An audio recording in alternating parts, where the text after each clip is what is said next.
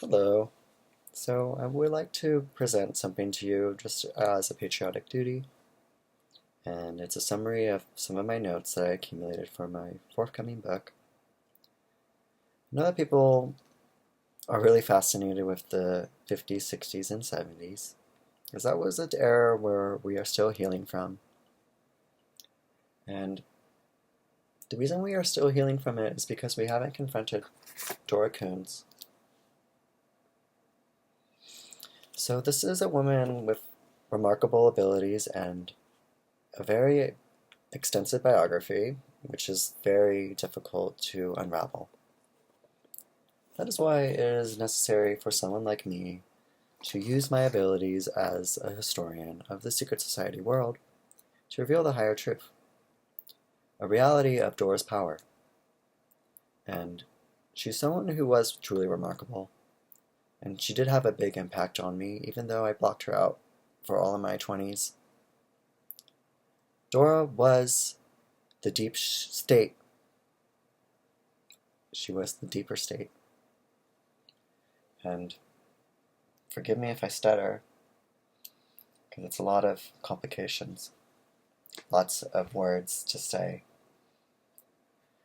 So, Dora Kunz during the Battle of the Cold War, 1950 to 1975. Dora moves swiftly with a subtlety and presence unlike any I have witnessed. She feels the threads of events as though they were hers to weave. L. Ron Hubbard.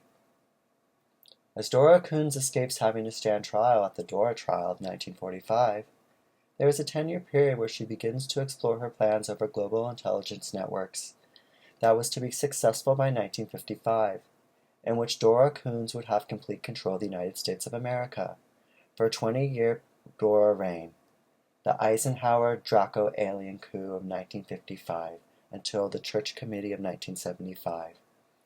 The site of Dora's rebound amongst the shadows in Hollywood, California by 1946 as an esoteric command center, she cultivated her own hidden Lilith paradise while maintaining constant travel.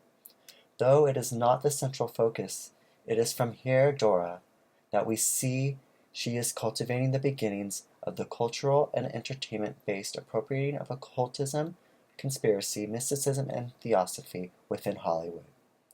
Science fiction, UFO cult switch archetypes all began to develop in the 1950s, 60s, and 70s and beyond, within the mainstream media zeitgeist. Dora's hidden powers are mirrored and forever mythologized in modern-day pop culture already. The Witch of Korea, the Ultra Witch, the Dark Lady behind Hidden Currents, the Kraken, the Draco, Dr. X, the Wicked Witch of the East, Angela Lansbury as Lady Iselin of the Manchurian Candidate. She is forever a coded reference point from which all went wrong in the 20th century. As World War II ends, the Allied victory was not a true victory but a shadow loss. Unfortunately, I am a non-biased historian.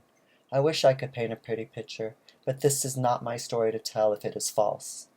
This is a tale of a real tale, of the post-war world in which a new Cold War was developing. Dora fought every war from World War I till the Cold War. With involvement in assisting her father, Karel van Gelder, and her mother, Melanie Vatman Shift, in maintaining their vast empire of colonial wealth that was threatened by Armenian black market piracy, causing Dora to already see that the world was filled with treacherous and torrential waters.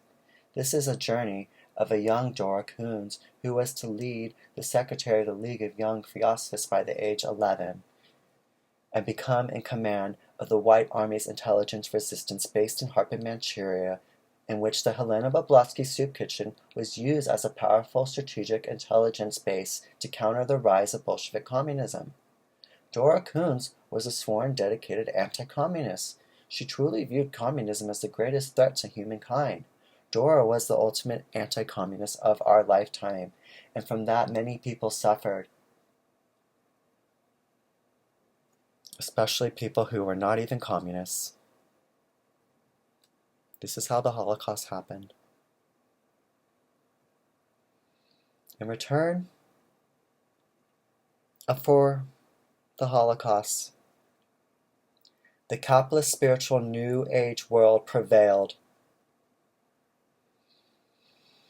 Moment of silence, please.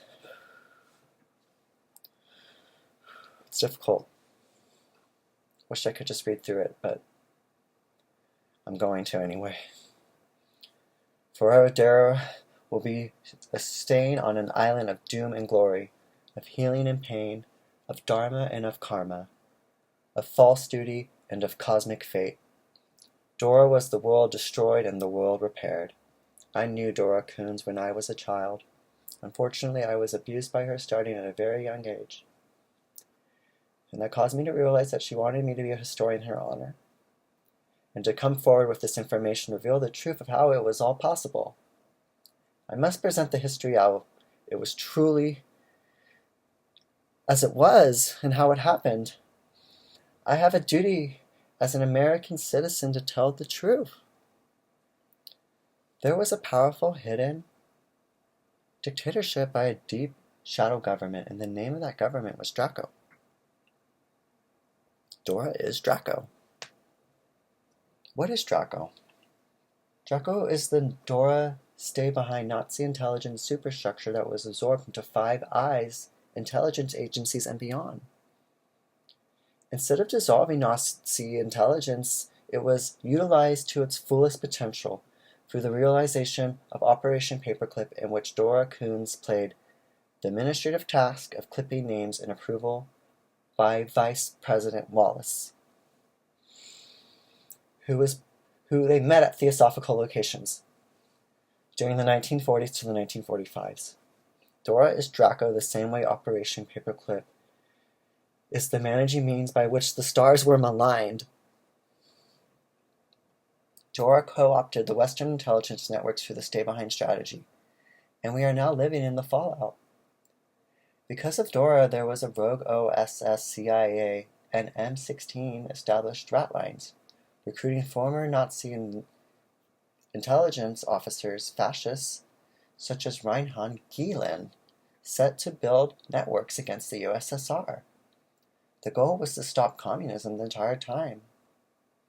In Iran, Soviet and British troops still occupied territory, and tensions around the world continued to manifest themselves through the battles of capitalism versus communism, as seen in the post-war era of Greece, Turkey, and the Soviet Eastern Bloc countries, Latin America and the Caribbean, Africa and Asia. And especially in Iran, the nation of the great Persians. It will always remain the central point of the Cold War spotlight. Tehran will be free someday. American dollars were printed in Tehran, and that will be the money used in the transition period. I will always advocate for Iran to be free. That is the future of the world. As we come forward about Dora and the use of her stay-behind strategy, starting late 1940s, we must begin to call for universal human rights, for the establishment of a new way of managing war, by expanding Manifest Destiny and allowing Panama and Greenland to enter this great union. It's so important because Dora is a product of what we already have. Capitalism, books, consumer goods, access to good food, wonderful spaces and parks, sporting events, concerts, festivals, bars, restaurants, all of that prevailed, which communism lacked. So Dora brought in those good aspects even though she caused a lot of harm. That's why it's such a complicated story. She stayed hidden in the reality that exists as we have it. The heroes of the story are my family members who fought the witch, both within Freemasonry and the Compton community. There existed a Masonic counterforce, a clash between patriotic Masonry versus occult fascists, Altai daughters of the Golden Mountain, who were tied to MK-Ultra experimentation, stemming from the original development of Ultra, starting in 1933, a secret joint Nazi and United States psychic experimentation program existed. And so Dora managed that so early on, even before the war began. So as I come forward with this, it's important that you know about Helena Roerich, as she sent letters to FDR to manage the New Deal. So Dora was the messenger for these letters for the New Deal. So Dora was someone who knew presidents, who communicated with them, and was like a rogue pseudo-doctor who was allowed to experiment on people, and she experimented on children during the Holocaust. Dora established the first concentration camp because it was used as a black site punishment site for communists, anti-Nazis, and socialists. So, knowing that Dora was involved so early on, you see her extensive influence. So, my patriotic family members who fought Dora in the Masonic Wars of Los Angeles, this reflects a greater struggle between competing esoteric political networks during which the Cold War was the establishment, by which Eleanor Germic led the charge for the Church Committee, galvanizing senators to expose this unethical operation.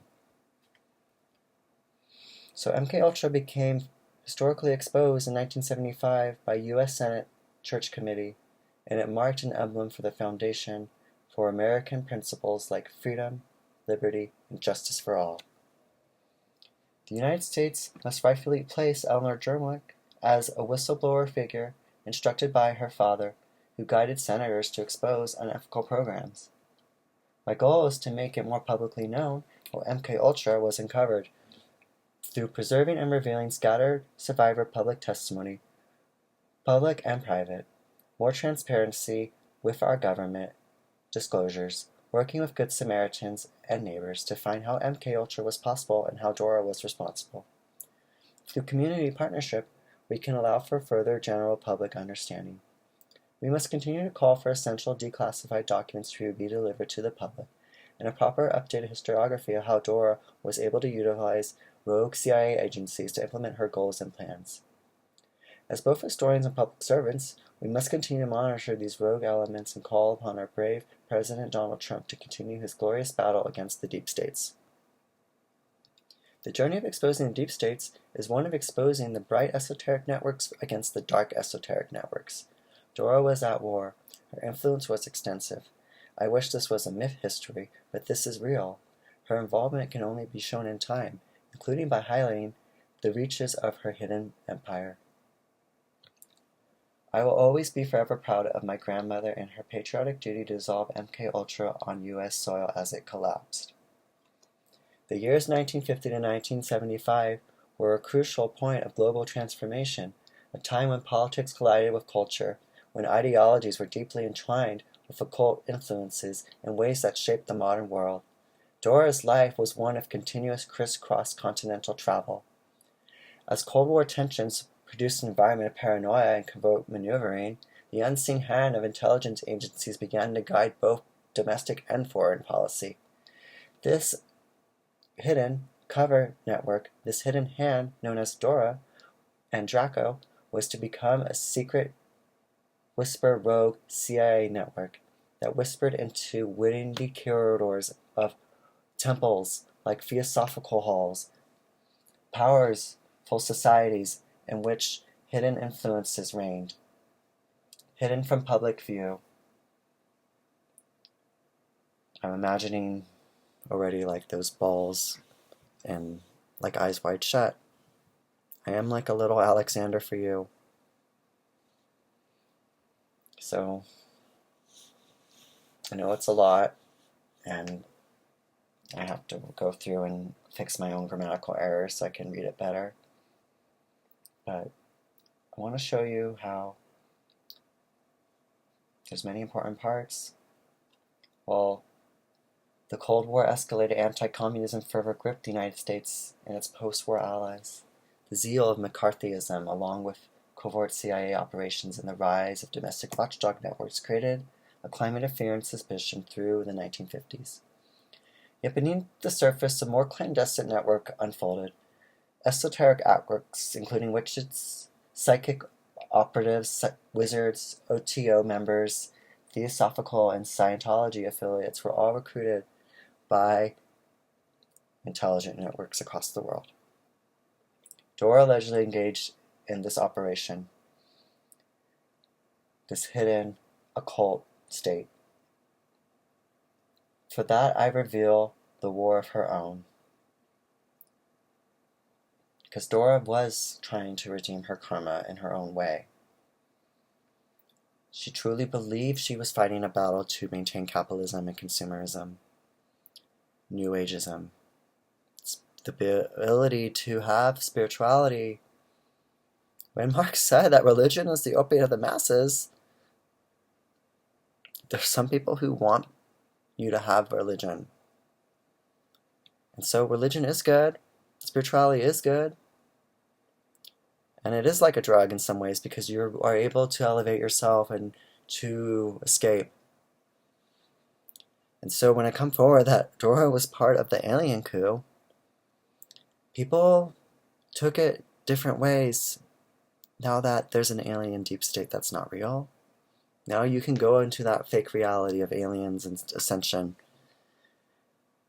And it's fun, and I do it sometimes, but you gotta come home and see that, like, the deep state is like a Nazi organism. Maybe those powerful aircraft that they're now coming forward with that public testimony, maybe that is Nazi. So, if we have to fight a deep state, let's do it in Greenland.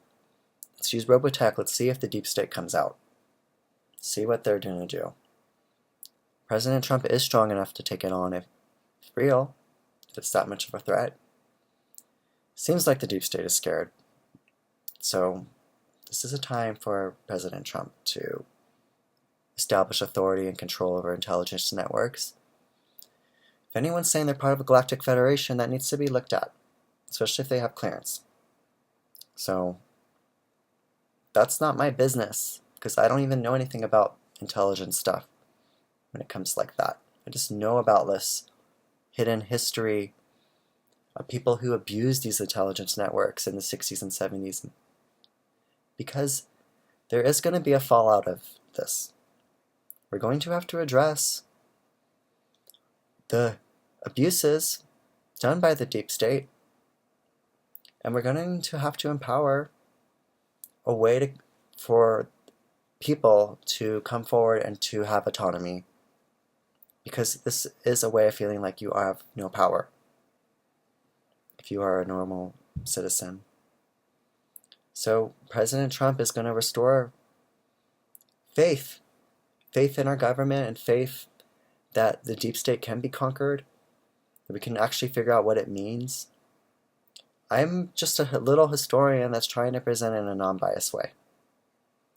So, knowing about Dora and why she is so prolific, and why we don't know about the Theosophical Society being a powerful organism, but also very complicated because it's an organism that is at war and has many other deep states. So it's like that whole sci-fi book that I want to look up, because I don't even know it yet. But people are inspired by the Theosophical Society in different ways. They can use it for inspiration. That's how we got The Wizard of Oz. That's how we got Narnia. That's how we got Star Wars. George Lucas was talking about Krishnamurti already in Indiana Jones. So the Theosophical influence has already been here. We have Kamala Harris. So it's like, duh, she was part of it the whole time. So it raises all these questions about why they kept it hidden. Does it really make them more superior than us if they keep it hidden? So I voted for Trump because he is the man to confront the deep state with strength and authority and intelligence. And I'm very happy, actually, because maybe the future is bright. It's Charlie's birthday, so let there be some joy. It's Charlie's birthday, so I'm going to carry some joy with myself the rest of the day.